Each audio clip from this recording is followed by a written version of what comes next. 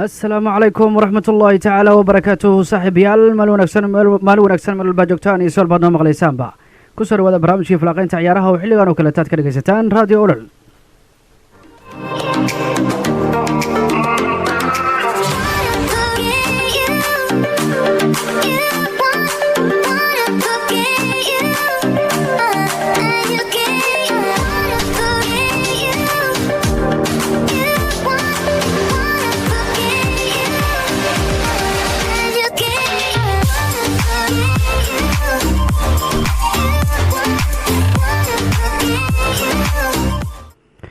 wata saaxiib yaal mar kale maalin wanaagsan waxaanu gudagalaynaa barnaamijkii falaaqaynta ciyaaraha oo maanta aanu kusoo qaadan doono qodobada ugu wanaagsan ee maanta ee markaasi baraha bulshada ama wararka waaweyn ee sportskaanu kusoo qaadan doono waxaana ka mid ah kooxaha Premier League oo markaasi isku raacay xilliga dib u bilaabanayo xilli ciyaareedka horyaalka Premier League iyo qodobada kale ee ka soo baxay kulankii shalay baanu kusoo qaadan doonaa shalay kulan bay yeesheen horyaalka iyo waliba kuwa madaxda u ah horyaalka Premier League yacni waxbay ka soo saareen waan idin la wadaagi doonaa waxaana sidoo kale ka mid ah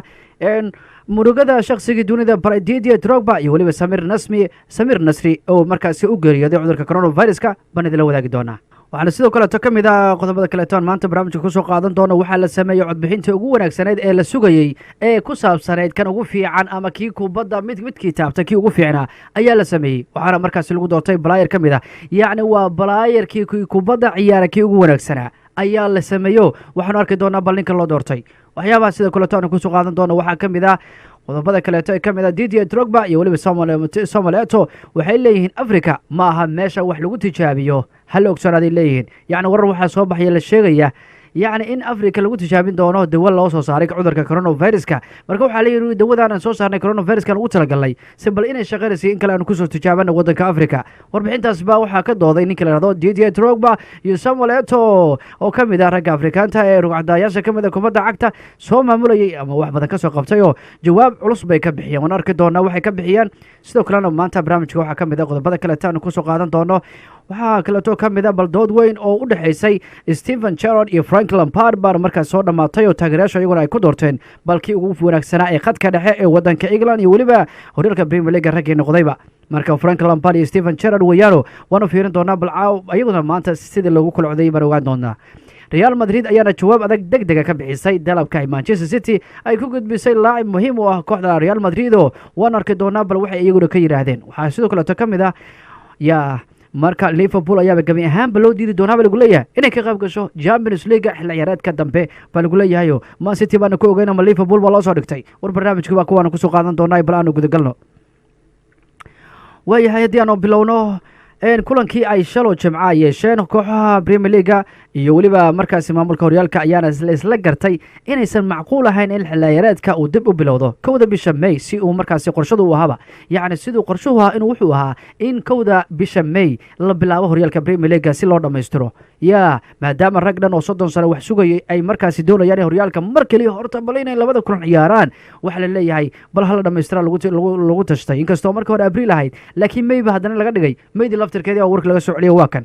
maadaama caabuqa coronavirus-ka uu sii waalayo dadkii oo weli markaasi si xun ugu sii faafayo dalka Ingiriiska kooxaha horyaalka Premier League ayaa isku raacay in xilli ciyaareedka horyaalka la dhameystiri doono marka laga adkaado caabuqa coronavirus-ka waa marka laga adkaado yacni markuu dhamaado weeyaan hore ayay horyaalka Premier League go'aan markaasi ugu gaareen in horyaalka hakad la geliyo ilaa 30 bisha Abriil laakiin taasi macquul way noqon weysay iyaguna haatan isku raacay in xilli ciyaareedka uu bilaaban doono kaliya marka laga adkaado caabuqa halista ee coronavirus-ka muhiimadda koobaad waa inaanu gacan ka geysano caafimaadka iyo qabka bulshadeena inta uu socdo caabuqa coronavirus-ka ayaa lagu yiri warbixin ay soo saartay kulankii shalay lagu sheegayba horyaalka Premier League ayaa dib u bilaaban doona bilowga bisha May ayaa la yiri aan ku sheegnay xilli ciyaareedka 2019 waxaana kaliya ay soo laaban doonaan marka ay si yacni badbaado ah la dareemo horyaalka Premier League dib uma bilaaban doono bilowga bisha May laakiin waxaa la bilaabi doonaa oo uu dhici doonaa marka yacni la dareemo hawshu inay degtay yacni dadku inay hindhisada ay iska daayeen marka la arko iyo waliba qof caba ayaa la bilaabi doonaa coronavirus-ku waa kaasoo ciyaarihii wixii aan arki jirnay eber buu ka dhigay qodobada kale ee ka soo baxay kulankii shalayna waxaa ka mid ahaa in kooxaha Premier League oo 20 milyan oo geni ay ugu deeqaan adeega caafimaad ee UK iyo NHS-ka iyo si isbitaalada dalka loo gaarsiiyo agargaarka ay u baahan yihiin. waxyaabaha kale la isku raacay waxaa ka mid ah in 125 milyan oo geni loogu deeqo kooxaha heerka hoose ee kubadda cagta Ingiriiska kuwaasoo dhaqaale darro xun ay soo wajahday sabab la xiriira hakadka ku yimid kubadda cagta Ingiriiska. waxaa kale ay shaaciyeen in markaasi uu socdo wadahadallo ay ku jiraan ciyaartooyda oo ku aadan sidii 30% ay u dhimi lahaayeen mushaarkooda si shaqaalaha kale ee kooxaha waliba kooxaha ee mushaarka joogtada ah ay u qaataan yacni iyaguna sidoo kale ay u qaataan yacni la isma gaarsiin karo balaayirintii in mushaarkooda loo dhammaystiro horyaaladiina ay yacni xiran yihiin meelihii lacagta ka soo gelin lahayn ay xiran yihiin yacni balaayirintiina intaasoo yacni 1,000 ama 100,000 ama yacni intaasoo lacag ayna asbuuci qaataan suurtagal ma noqonaysaa la yiriyo waa in markaasi mushaarkiina wax ka dhintaan baa lagu leeyahay. marka horyaalka Premier League wuxuu bilaaban doonaa markii coronavirus uu dhamaado. waan idin wareynay saaxiibayaal saan idin dhahaynay horyaalkiiba yacni madaxdiiba waxay yiraahdeen kuwii maamulaya Premier League waxay yiraahdeen bisha Abriil baa la sameynayaa, May baa la sameynayaa, sana la sameynaya idinku haynay waad yaabteen. laakiin hadalku maanta waxa weeye haddii coronavirus uu dhamaado ayaa horyaalka la meestir doonaa. wara jiri doona weyshka u yeero kooxda Liverpool wale horyaalkan meel buu u socdaaya mid la ka sala doon u eegyahay. wararkii doonaa bal waxa meeshaas ka dhaca kolley waxay noqon doontaa in la isku ooyo ayay noqon doontaa yacni guryaha la galo. Firmino, Salah, Mane, Henderson Arnold iyo waliba akhyaarta badnaa doonaya horyaalka in badan ay u soo dagaalamaya waliba ay ka cararayeen kooxda City oo 25 dhibcood ay ka sara mareen ayaaba haddana halis ku jiro coronavirus ku rabaa inuu la biiba ka waran. marka waan aragno bal haddii uu saas noqon doono haddii kaleba. markaan xaaladda ugu darnayd dunida kubadda cagta ayaa u barooranaysa geerida naxdinta leh ee ku timid shakhsi saameyn weyn ku lahaa ciyaaraha dunida iyo weliba si gaar ah ee qaaradda Afrika si gaar ah looga yaqaanay kaasoo si adag ugu geeriyooday weliba si degdeg ugu geeriyooday xanuunka coronavirus-ka xilli uu booqanayo waddankiisa Senegal. Pepe Diouf ayaa ahaa madaxweynihii hore ee kooxda kubadda cagta Faransiiska ee Marseille sidoo kalena ahaa markaasi wariye caana. waxa uu ahaa shakhsigii dunida baray halyeegii reer Ivory Coast Didier Drogba iyo ciyaartooyo kale oo markaasi badanba oo markaasi isagu wakiil u ahaa. marka ninkan wuxuu ka mid ahaa raggii dunida barayba Didier Drogba, Samir Nasri iyo rag kale oo ka mid ah kubadda cagta soo marayba. marka ninkan baa u geeriyooday coronavirus Soomaalidu waa sahlanayaan ka waran waliba riwaayadahan arkay iyagoo ka samaynayo oo riwaayada ayuu ka samaynaya arkay riwaayad laga sameeyaa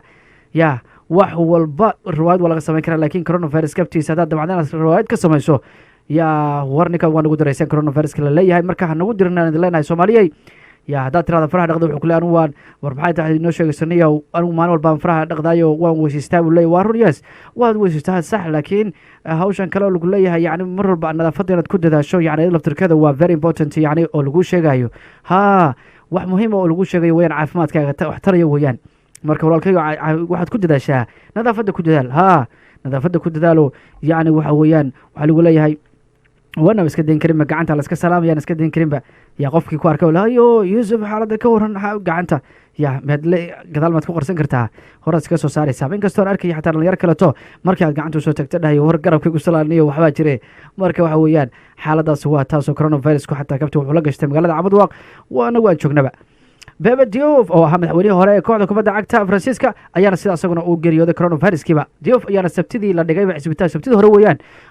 isbitaal ku yaala magaalada Dakar ee waddanka Senegal markii uu ku soo booday xanuunka coronavirus-ka waxaana ehladiisu ay isku dayeen inay u qaadaan waddanka Faransiiska oo sidoo kale uu markaasi haystaba sidoo kale uu haystaba dhalashadiisa. hayeeshe waxa ay naftu ka baxday intaan la qaadinba diyaaradda inta la saaran bay naftu ka baxday ninkaanoo 68 jirkan ayaana la sheegay inuu markaasi uu qabayba marka hore inuu xanuun kala qabay virus kale uu qabayo markaan waxaan markiiba dhibaato ay ka haleeshay habdhiska neefsashada ayuu ka haleeshay dhibaato ka haleesho waxayna ku keentay inuu neefsasho waayo taasoo keentay inuu geeriyoodo. warbixin ay soo saartay kooxda Faransiiska ee Marseille ayaana waxay ku sheegtay inay markaasi uu soo gaaray war murugo weyn leh oo geerida madaxweynihii hore ee kooxda Pepe Diouf oo ka mid ah dadkii ugu wanaagsanaa taariikhda kooxda waxayna tacsi u direen qoyskiisa iyo dadkiisa ehladiisa jeclaaba. Diouf waxa uu ahaa madaxweynihii Marseille ee markaas sanadii u dhaxeeyay 2005 iyo 2009 waxaana xilka laga wareejiyay xilkiisa ninkii la yiraahdo Jean-Claude Désir ninkii la yiraahdo ayaa lagu wareejiyay. muddadii 4 sannadood ahayd ee madaxweynaha kooxda ka ahaa Marcelo waxay u dhaxaysay boosaska labaad ilaa shanaad ha yeeshee markii uu kooxda ka tagay waxay hoos u dhacday kaalimaha sare marka laga yimaado kooxda Marcelo Diouf wuxuu saameyn badan ku lahaa ciyaaraha kala duwan ee caadiga wuxuu dunida ka haliyo magac weyn ku yeeshay kubadda cagta oo waliba wakiil u ahaa kuwaas oo ay ka soo qaaday qaaradda Afrika oo markaasi uu geeyay wadanka Yurub ciyaartoyda uu wakiilka u noqday oo dunida baray haddana uu markaasi u barooranaya geeridiisa waxaa ka mid ah ninka la yidhahdo Joseph Antonio Bell iyo Marcel Desailly iyo ninka la yidhahdo Basel Poli iyo William Glass iyo Samir Nasri iyo Didier Drogba dhammaan ciyaartoyda uu wakiilka u noqday ama uu la soo shaqeeyay ay ka mid yihiin Drogba, Nasri, Desailly iyo ciyaartoyo kale ee markaasi africana sidoo kaleeto ninka la yidhahdo Samuel Eto'o iyo Andrew Ayew iyo Jordan Ayew ayaana fariimo qoraal ah oo ay markaasi ku baahiyeen baraha bulshada ay ugu naxayaan ama ay ugu baroranayaanba ninkaasi caanka ahaa oo wax badan u soo taray inuu ku geeriyooday halkaa waxayna geeridani ay ka tacsiyeen qoyska uu ka baxay Diouf iyo baahda kubadda cagtaba marka waa kaasoo odayaasha marba qof mid buu la tagaya coronavirusku waa ka ilaahu kaasaan ugu faafinin waana waxba ka qaban karinoo maraykankii dhahayay anigu wax kalanahay kii dhahayay baayaa bar oo markaasi wuxuu leeyahay war inteen galnaa bay leeyihiin uma Soomaaliya ama iska aadnaaba 7 qof laga helay meeshan kumaanka kun laga helayo amaba ka cararnaa bay leeyihiin waryaa Trump adiga walba noo diidana inaan meesha nimaanay ama halkan soo aadaaba Soomaaliya soo aadaanayo aan ku diidnaan ku war coronavirus ka nagala laabo inaan Donald Trump ka ku rahanaysa marka waxyaaba kale tomatis sportska ugu weyn waxa kamid ah waxaa markaa la sameeyay cod bixin cajaa'ib oo ka yaabin doonta waxaa la sameeyay waa mid ka xidiga abid ugu fiicnaa kubadda cagta waa su'aal ay muddo sanada isweydiinayeen taageerayaasha kubadda cagta jiilalka yaryar jawaabtooda waxay inta badan noqonaysay midkood yacni Messi ama Cristiano Ronaldo halka raggii waaweynaa ay iyagu u badnaayeen Diego Maradona iyo Pele ragga kala dhihi jiray marka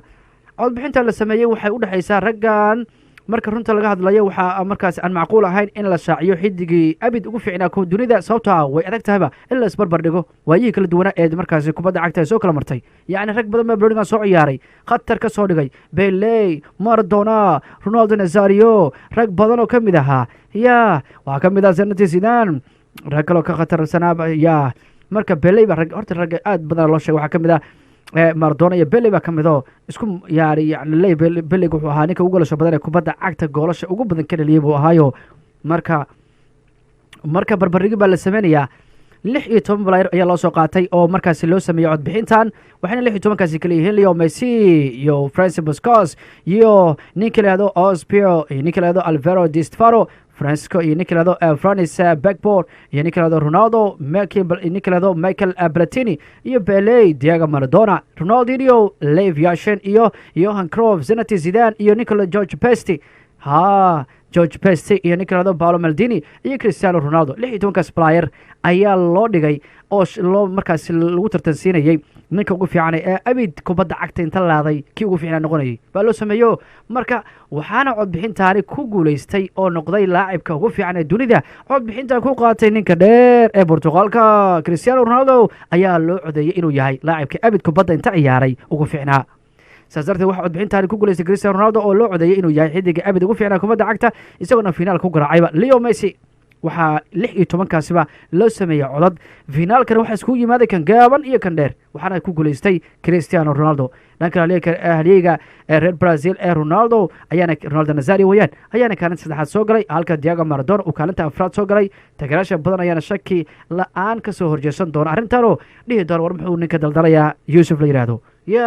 waxay dhihi doonaan war ninka aad leedahay laacibka adduunka aad leedahay ma wuxuu ka khatarsan yahay ninka la yiraahdo Pele ma wuxuu ka khatarsan yahay Maradona ma wuxuu ka khatarsan yahay Leo Messi oo waliba laacibka ugu hanashada badan ee baasha la yiraahdo Poland horka Yusuf wax walba sheegi jiray maanta maxaa daldalaysaa qaar inay yiraahdaan baa dhici kadha oo yiraahdaan xagee wax u daldalaysaa ninka abid ugu fiicnaa kubadda cagta waa jiraayo Leo Messi wayaan 6 Ballon d'Or buu haystaa waa ninka ugu fiican xagga goolashiisa u dhaliyay iyo goolasha uu caawiyo waxay marayaan kun iyo wax kale gaareen xagee u wada baasha niyo leedahay maxay leedahay Ronaldo laacibsan wax noo sheegaysa maxay tahay iska samir walaalkeeyo arrinta waxa sameysay warbixintan taageerayaashan soo saartay oo yacni arrintan xog aruurin bay ahayd la sameeyay bay ahayd oo waxaa markaan ku guuleystay ninka la yiraahdo Cristiano Ronaldo ayaa noqday laacibka ugu fiican ee dunida kubadda cagta laadayba adigu laakiin fikirkaaga xor baa u tahay waxyaabaha kaleeto maanta sportska ugu wanagsan waxaa ka mid ah arrin culus ayuu ka hadlaya Didier Drogba ayaana jawaab culus siinaya rag ka mid a waddanka Faransiiska warbixin ku sameeyey oo warbixintaas ay ku sheegeen in Afrika ay ku tijaabin doonaan dawo ay u sameeyeen coronavirus-kan waxba laga qaban karinba marka waxay dhaheen dawada anaga aan sameynay dadkan kuma tijaabin karna waxaan ku tijaabinaynaa Afrika aan la tegaynaa waa ku soo tijaabinaynaa Didier Drogba iyo Samuel Eto'o ayaana ka mid ah dadka sida weyn uga soo horjeestay wararka sheegaya in markaasi tallaalada coronavirus-ka lagu tijaabin doono Afrika ka hor inta aanu loo isticmaalin meelaha kale waryama jiir baa noqonay ilaahay amarkii jiir baa noqonay jiirka wax lagu tijaabiya wax walba oo lagu sameynaye waryaamaba jiir noo malayeenba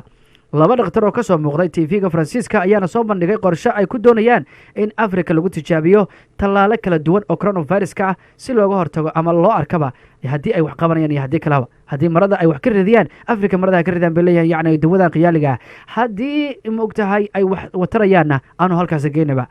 marka taas micnaheedu waxay noqonaysaa Afrika wajiraaba Afrika ma ahan buu yiri marka Didier Drogba shaybaarkii aad wax ku tijaabin lahaydeen ayuu yiri Drogba oo soo ku qoray bartiisa Twitterka waxaan doonaynaa buu yiri inaad si adag markaas u dhaleeceeyo ayuu yiri qorshahaas liiditaanka ah iyo erayada cunsuriyadda aad baan u dhaleeceynaya buu yiri aniga inaga caawiyo yiri inaan Afrika aan ka badbaadino cudurka coronavirus-ka ha u qaadanina dadka Afrika inay yihiin doofaarkii wax walba lagu tijaabinayay waa wax laga yaqsoodo yiri waxaad sheegaysaan maradu idinka dhacday waayahayba Didier Drogba waa ka xanaaq arrintaasoo hogaamiyaasha Afrika waxay mas-uul ka saaran tahay bari inay shacabkooda ka ilaaliyaan dhagartaan Didier Drogba waa dadaalayba marka xidiga muslimka ninka la yiraahdo reer Senegal ee Damiba ayaa isna Twitter ku soo qoray ku soo dhawow galbeedka halkaasoo dadka cadaanka ay isku malayaanba dad aad u sareeya iyagoo cunsuriyadda ay la noqotay wax caadi ah waxaa la joogaa waqtigii aad hurdada ka kici lahaydeen oo aad dhihi lahaydeen wow yacni maxay sheegayaan dadkan xilligaad dhihi lahaydeen baa la joogaa holle raggan waa ka soo horjeesteen Samuel Eto'o isaguna wuxuu leeyahay Afrika ma ahan meel aad ku ciyaartaan yacni meel aad ku ciyaartaan meesha umalaynayo Afrika waa yahayo naga daayuu leeyahay baashaad sheegaysaan oo daldalaysaan marka wakaasoo waa laga soo horjeestay Didier Drogba wuxuu leeyahay war meeshaan ma aha meeshii aad markaasi yacni naga caawiya inaad coronavirus-ka Afrika aanu ka badbaadino laakiin waxa weeyaan marada ay rabtaan inaad naga ridaan naga joojiyo leeyahay waxyaabaha kaleeto maanta isboortiga ugu weyn waxaa ka mid ah doodii sanadaha badan ee kasoo taagneed ee ku aadanayd midkee wanaagsan bal Steven Gerrard iyo Frank Lampard baanu ku fiirinaynaa markaanu waayahay Steven Gerrard ayaana ugu dambeyntii si buuxda uga adkaaday halyeega ay isku waddanka yihiin ee Frank Lampard oo muddo dheer ay dhexdoodu taalay dood iyo midkooda ah yacni dood baa taalayo oo ah midkooda kee wanaagsanba waqtiga garoomada ay ku jireen kii wanaagsana kee u ahaa taageerayaasha kubadda cagta adduunka ayaana afti loo qaaday ay ku go'aamiyeen midkood kii ahaa ciyaartooyga ugu wanaagsanaa ee dhamaystirka ugu fiicnaa sameeyey islamarkaana ka sokow goolasha ay dhaliyeen siyaah asaasihii u ahaa boos kasta oo la geeyo iyo weliba markaasi meel kastoo laga ciyaara keebaa ugu wanaagsanaa baa la leeyahay waxyaabaha kale ee muhiimadda markaasi ahayd ee sanadihii ay markaasi doodaani socotay waxaa ka mid ahaa tayadoodii hogaamineed iyo weliba kala duwanaanshahoodii xirfadeed taasoo ay markaasi ku qotontay calaamadintii meelaha yacni meel walba markaasi laga qiimanaya labada nin afti lagu qaaday baraha bulshada ee Facebooka oo akhristayaasha wararka kubadda cagta lagu weydiiyey inay soo kala doortaan Steven Gerrard iyo Frank Lampard ayaana waxay markaasi odayaashu ay dib ugu booqdeen ama dib ugu noqdeen muddo 15 sannadood laga joogo waxay ku laabteen doodii ahayd yaa laacibsan ninka la yidhahdo Frank Lampard iyo ninka la yidhahdo Steven Gerrard in ka badan 300,000 oo qof ayaana codbixintan ka qayb galay waxaana intooda badan ay u raaceen weliba ay codkooda siiyeen Steven Gerrard halka marka la eego codadka uu ka sareeyay Frank Lampardna ay aad ba u yaraayeen Gerrard wuxuu helay 55 cod codadka la dhiibtay oo taageerayaashu ay ku sheegeen inuu isagu ahaa kan wanaagsan halka Frank Lampard uu helay 45 marka 5 buu dheeraystaaba ninka ku guuleystay waa Gerrard oo noqday ninka ugu wanaagsan ee soo maray waddanka Ingiriiska khadka dhexna ka soo ciyaaray wax badan sameeyay Gerrard bay ku guuleystay oo codbixinta waxay ku siiyeen taageerayaashu saas 55 halka Frank Lampard isagu helay 45 marka tobankaas uu ka wan yahay doorashadan cusub ayaana waxay timid toddobaad kadib markii taageerayaashu ay si markaasi si duuduuban ay u kala saareen Gerrard iyo Lampard iyo weliba Scholes taasoo iyaduna ay ku sareeyayba xataa saddexduba uu ka sareeyay Steven Gerrard baa ku saramarayo waxaa la sameeyay Gerrard iyo Lampard iyo Scholes waxaana ku guuleystay sidoo kale Steven Gerrard si kastaba haatee Steven Gerrard weli kuma guuleysan horyaalka Premier League oo ninka aragtay Steven Gerrard horyaalka Premier League kuma soo guuleysan waxaa nasiib u yeeshay hal Champions League balse Frank Lampard waxa waayihiisa ciyaareed ay qurxanaayeenba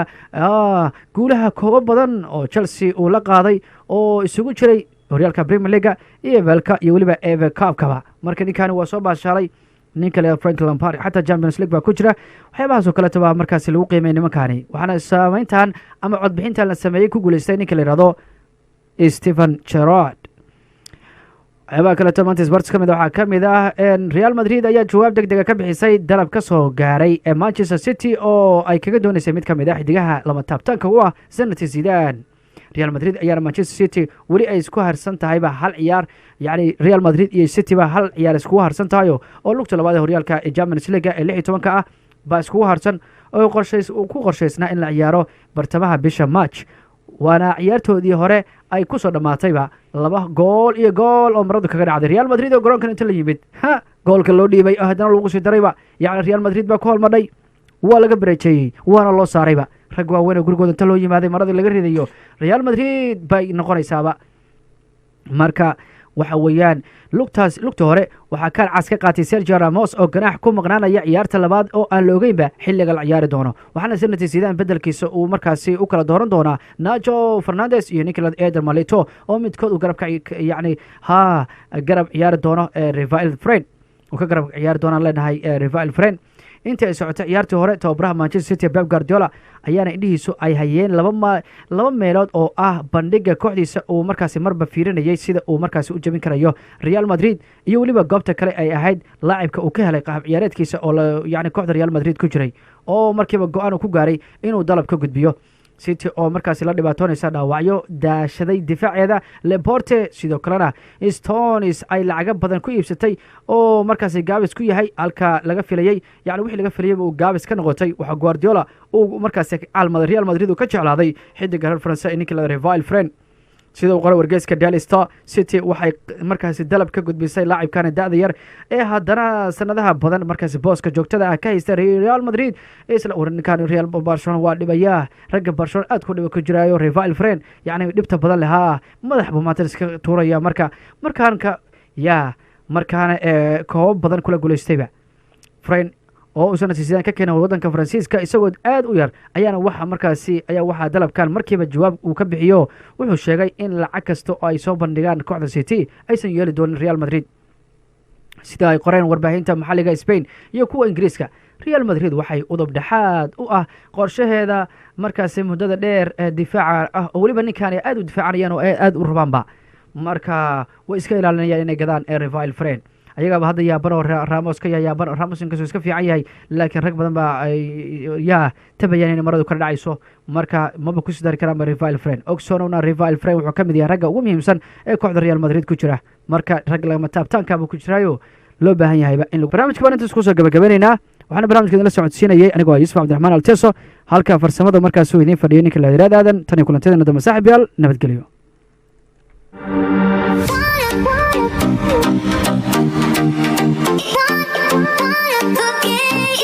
I just can't